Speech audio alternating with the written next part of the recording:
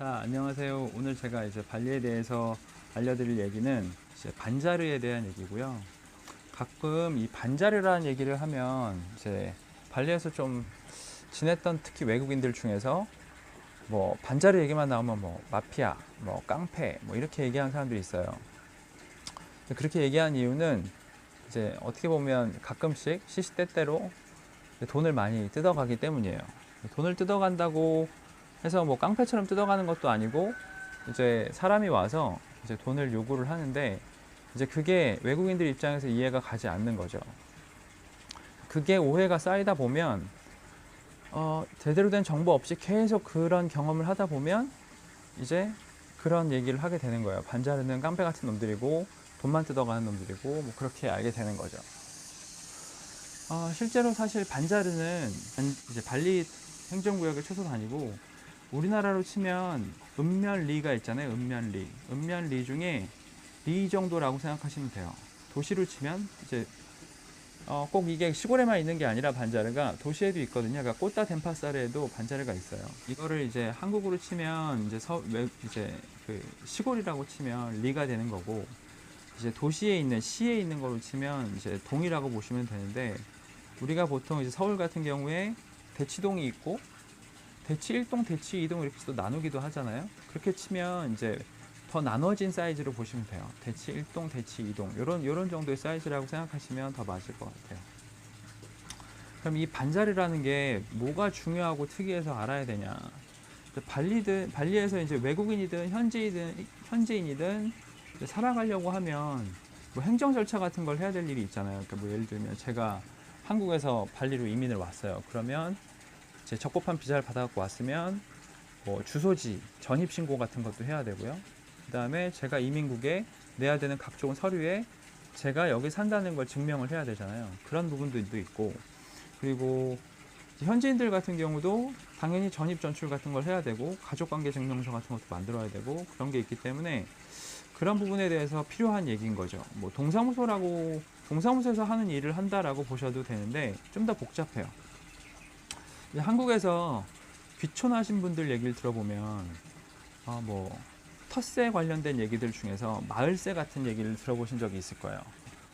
귀촌하는 사람들끼리 모여서 만든 그런 공동체 마을 말고 원래 이제 기존에 있던 시골 마을에 이제 우리가 귀촌을 해서 만약에 들어가면 뭐 처음에 이제 뭐 집을 지어서 들어가거나 하게 되면 뭐 마을세를 내라거나 아니면 뭐 관리비를 내라거나 뭐 이장님에 관련된 돈을 낸다거나 그리고 마을에 무슨 행사할 때 찬조해야 된다거나 뭐 그런 일들이 있거든요.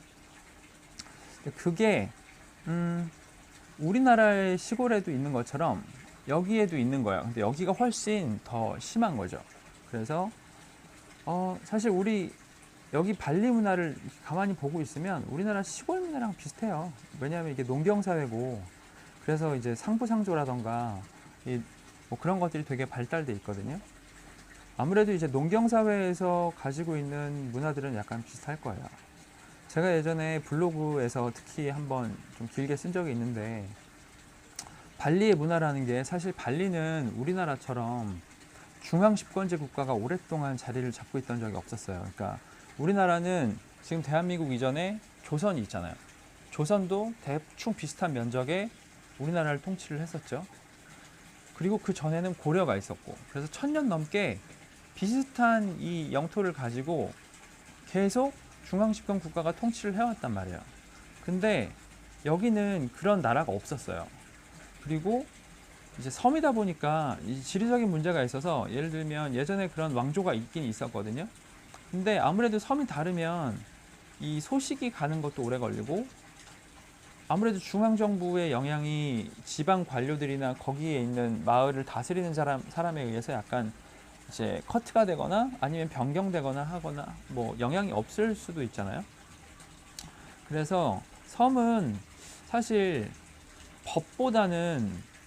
법이나 중앙정부보다는 그 지역 마을을 관리하거나 마을을 통제하는 어떤 지도자가 더 중요한 거죠. 그래서 우리나라도 제주도나 섬에 가면 고유의 문화들이 좀 특이하잖아요. 그런 것도 아마도 뭐 조선이나 고려 같은 왕조라고 해도 그 시골까지 바다 건너 있는 섬까지 그런 영향을 끼치기가 어려웠을 거라고 생각이 돼요. 발리는 기본적으로 한 7개에서 6개, 7개, 8개의 왕국이 다 있었던 곳이거든요. 그러니까 이게 사실 이렇게 얘기하면 어떨지 모르겠는데, 멀리 있는 중앙정부보다 가까이 있는 지역사회가 더 중요하고, 중앙정부 세금보다 내가 마을에 내야 되는 돈이 더 중요하고, 마을의 책임자나 촌장이 왕보다 더 중요한 거예요. 그래서 지금도 사실 인도네시아 족자 같은 경우는 왕이 그대로 있고요. 왕이 주지사를 하는 걸로 알고 있어요. 우붓도 왕족이 그대로 있고 왕이 있어요. 다만 이게 이제 인도네시아라는 나라 안에서 제도에 녹아든 상태인 거죠. 중앙정부에서 이런 섬마다 가지고 있는 어떤 특별한 제도나 관습이나 관행들을 좀 인정을 해주는 거죠. 그 안에서 이제 녹이려고 열심히 노력을 한 거예요. 그래서 말씀드린 것처럼 발리 자체도 여러 개의 왕국이 있었고 여러 이 국가로 쪼개져 있었기 때문에 사실 발리에서도 이 반자르나 지역마다 뭐 장례나 혼례 문화 그리고 종교 행사를 할 때 룰이나 규칙들이 같지가 않아요. 다 달라요. 그래서 이제 기안야르 같은 경우에 예를 들면 이제 한 사람이 죽어서 유산을 남길 때 어떤 지역은 똑같은 기안야르인데도 어떤 지역은 이제 첫째 아들이 가져가고요. 어떤 지역은 막내 아들이 가져갑니다. 그럴 만큼 달라요. 그만큼 중요하고 다른 게 이제 반자르 문화인데, 이게 우리한테 중요한 거는 내가 정착하는 마을이 어떤 반자르 문화를 가지고 있느냐에 따라서 내가 반자르에 내야 되는 돈이 달라지기도 하고, 뭐 관리비, 쓰레기 처리비 이런 것들이죠. 그런 게 달라지기도 하고, 이제 우리 마을에 어떤 행사가 있을 때 어떤 반자르는 여기서부터 여기까지 항상 그 관련된 사람이 살고 있는 그 우빠짜라라고 하죠. 그런 이벤트가 있는 곳 주변에 도로를 통제하기도 합니다. 그리고 어떤 마을은 그런 걸 전혀 안 하기도 해요. 당연히 이제 뭐 갈룽안, 꾸닝안 이럴 때 일어나는 일들도 많이 다르죠. 그래서 외국인들은 실제로 이제 정상적으로 이주를 해가지고 띠따스 비자를 받고 체류를 하게 되면 사실 서류 처리하거나 해야 될 일도 좀 많고, 그다음에 제가 이제 건축을 할 때도 건축을 그냥 막 지으면 외국인은 약간 힘들 수 있어요. 그래서 제가 제 돈을 가지고 안정적으로 투자를 해서 건물을 세우고 이제 거주를 하려고 하면 이제 건축 허가를 받거든요. 이 건축 허가 받을 때도 반자르에 내야 되는 돈들이 반자르마다 되게 다릅니다. 그래서 예를 들면 어떤 반자르는 반자르의 장이 있어요. 클리안이라고. 이 클리안이라는 사람한테 어떤 지역은 건축 허가를 받을 때 하나로 한 15만 원, 20만 원 하면 처리가 되는 경우도 있고, 좀 비싸게 받는 지역은 120만 원, 150만 원을 받는 지역도 있습니다. 예를 들면 제가 아는 A라는 외국인이 자기네 마을에서 집을 지을 때 반자르에서 100만 원 달라고 했어요. 근데 그게 맞는지 아닌지 모르겠어요. 이거를 이제 페이스북에 물어보는 거예요. 내가 야 이런 거 맞아? 나한테 100만 원을 달라는데? 그리고 이제 물어보면 사람마다 얘기가 다 다른 거죠. 120만 원도 있고요, 20만 원도 있고요, 50만 원도 있고요. 심지어는 12만 원, 10만 원 되는 지역도 있거든요. 그러면 그 사람은 굉장한 혼란에 빠지는 거예요. 뭐가 맞는 거지? 그래서 좀 다른 사람들이 얘기한 게 내가 얘기한 것보다 적다. 그럼 내 일을 처리해주고 있는 사람이 내 돈을 띄어먹는 걸로 의심을 하기도 하죠. 오해의 소지가 많다는 얘기예요. 반자르가 다르다는 게 이제 우리 선진국에서 온 사람들 같은 경우는 이해가 안 가는 거예요. 서울이라고 돈 많이 내고 부산이라고 돈 적게 내고 이런 건 지방세 말고는 없는데 여기는 그렇지 않은 거죠. 그래서 뭐 제 얘기를 좀 하자면 저희 동네는 반자르는 있는데 실제로 운영이 되진 않아요. 그래서 이 반자르 내 끝잘랑이 없어서 끝잘랑들이 내빚 때 무슨 이런 걸 하지도 않고 통제를 하지도 않고, 실제로 반자르 자체는 있고 반자르의 장인 클리안도 있지만 뭘 하지 않는 거죠. 그래서 돈도 거의 걷지 않아요. 쓰레기 처리비만 내요. 쓰레기 처리비도 저희는 한 달에 지금 5만 루피아 내거든요. 한 달에. 이것도 저희 동네는 5만 루피아 내지만 어느 동네는 10만 루피아 내고 어느 동네는 3만 루피아를 내기도 하고 외국인이라고 더 내기도 하고, 그것도 나름대로 규칙이 있어요. 외국인은 2배 받는다 뭐 이런 식으로 있기도 하고, 마을마다 굉장히 달라요. 저희 마을 같은 경우는 이제 외지인, 그러니까 딱 외국인뿐만 아니라 발리 출신이 아닌 사람들이 많이 사는 곳이라서 반자르가 발리의 전통 어떤 조직을 꾸릴 수가 없는 거죠. 그래서 조금 다른 이제 마을들보다는 전통적이지는 않은 편이에요. 이게 왜 그렇게 되냐면 우리는 한국에서는 전입신고, 전출신고를 하잖아요. 그럼 여기는 어떻게 되냐면 반자르라는 거는 내가 만약에 우붓에 있는 A라는 반자리에 있다. 그럼 이 A라는 반자리에 내가 태어나서 여기에 성년이 돼서 여기에 소속이 돼 있는 거예요. 근데 제가 꼬따 덴파사르로 가서 취직을 해서 일하기 위해서 그쪽으로 꼬스로 이사를 갔어요. 그래서 제가 거기에 살잖아요. 그렇지만 제가 거기 살기 시작하면 이제 신고는 할 거예요. 제가 이쪽에 살기 시작했다고. 그렇지만 저는 반자르는 여전히 우붓에 있는 어떤 A라는 곳인 거죠.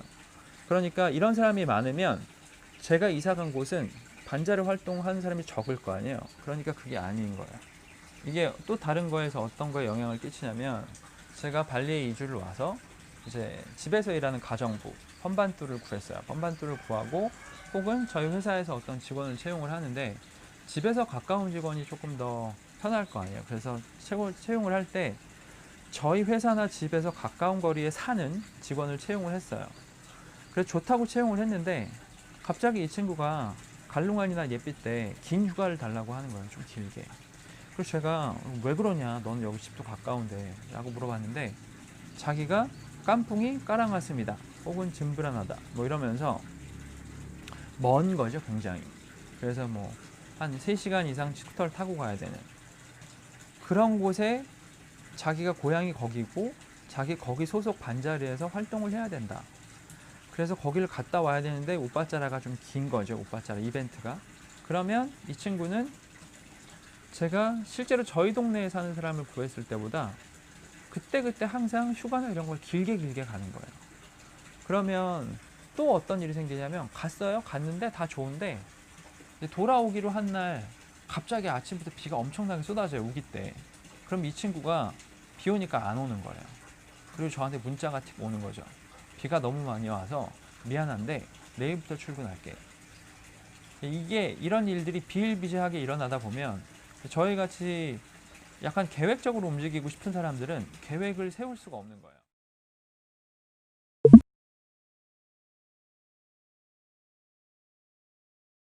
다음에 할 얘기는 이 이장이 발리에는 클리안이 이장이라는 사람이 최대 4명까지 있을 수 있다는 얘기예요. 이 내가 사는 곳에 이장이 4명이면 내가 어떤 일이 있을 때는 어떤 사람을 찾아야 되고 나한테 돈을 뜯어가는 사람은 어떤 사람이고 이런 거를 알려드리도록 하겠습니다. 다음에 또 영상을 찍으면서 볼게요.